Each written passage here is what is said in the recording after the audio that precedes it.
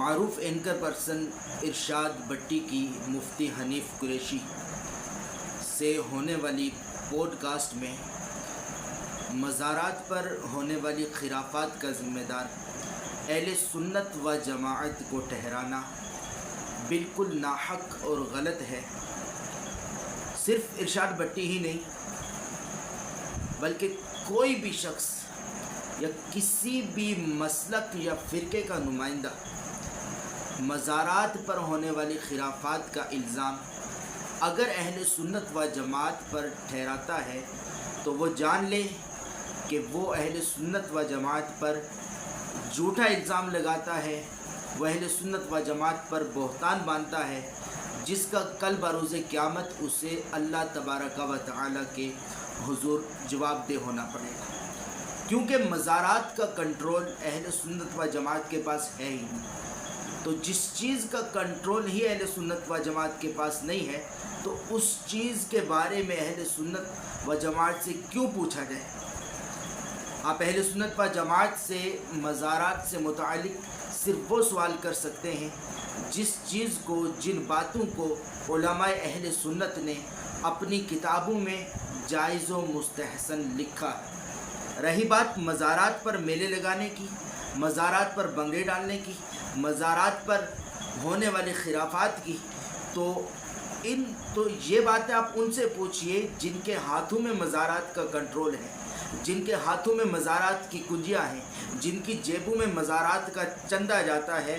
اور آپ اگر واقعتاً دین کا درد رکھتے ہیں اور امت کو اصل دین سے واقف رکھنا چاہتے ہیں تو بٹھائیے اپنے سامنے محکمہ اوقاف کے نمائندوں کو کہ جن کے کنٹرول میں مزارات ہیں، جو مزارات کی دیکھ بھال کرتے ہیں اور پورا مزارات کا نظام چلاتے ہیں، اور ان سے پوچھئے کہ یہ مزارات پر بنگڑے کیوں ڈالے جاتے ہیں، یہ مزارات پر غیر شرعی امور کیوں کیے جاتے ہیں۔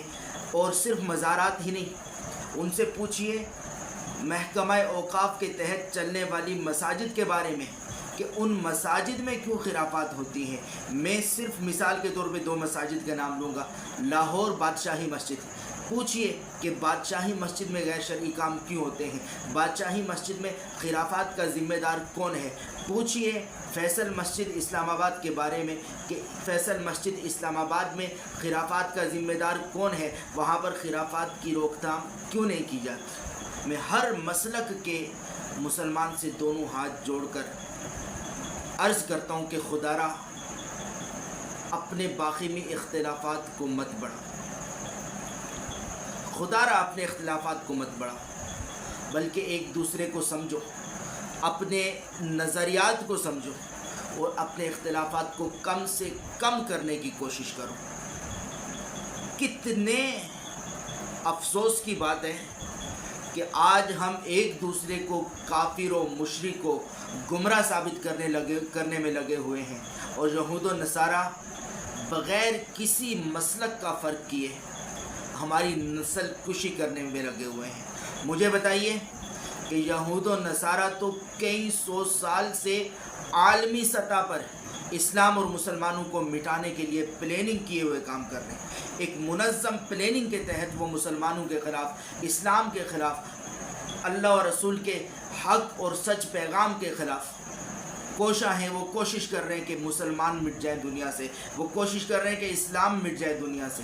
لیکن میں عالمی سطح کا نہیں کہتا، مجھے دنیا میں ایک مسلمان ملک بتا دیں کہ جو ملک کی حد تک اسلام اور مسلمانوں کی بقا کے لیے کوشاں ہو۔ آپ ایک ملک بھی نہیں دکھا سکتے۔ تو خدا را ایک دوسرے کے عقائد و نظریات کو سمجھو۔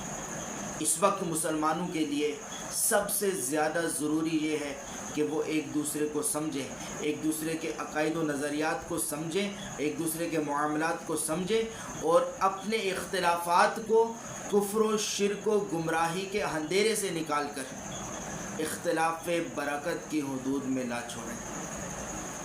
یہ آج کے دور میں ہم پر سب سے زیادہ لازمی اور ضروری امر ہے۔ اللہ تبارک و تعالیٰ کی بارگاہ میں دعا ہے کہ اللہ تبارک و تعالیٰ ہمیں باہمی اتحاد و اتفاق عطا فرمائے۔ اگر آپ کے ذہن میں کوئی ایسی بات ہے جو غیر جانب طور پر مسلمانوں کے اتحاد کا سبب بن سکتی ہے، کسی حد تک بھی مسلمانوں کے اختلافات کو کم کر سکتی ہے، تو اس سے ضرور ضرور کومنٹ میں شیئر کریں۔ اللہ تبارک و تعالی ہمیں ہماری کوشش میں کامیابی عطا فرمائے۔ السلام علیکم ورحمۃ اللہ وبرکاتہ۔